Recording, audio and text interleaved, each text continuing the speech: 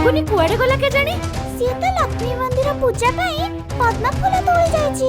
ରଥଯାତ୍ରାରେ ଲକ୍ଷ୍ମୀଙ୍କ ପୂଜାଟା କଣ ଆଗ? ଆଚ୍ଛା, ତୋ ମା ନ ଚାହିଁଲେ ତୋ ବାପା ଘରୁ ବାହାରକୁ ଯାଇପାରୁଛନ୍ତି? ନାଇଁ। ସେମିତି ଲକ୍ଷ୍ମୀ ମା ନ ଚାହିଁଲେ ଜଗନ୍ନାଥ ବି ମାଉସୀ ମା ମନ୍ଦିର ଯାଇପାରିବେନି।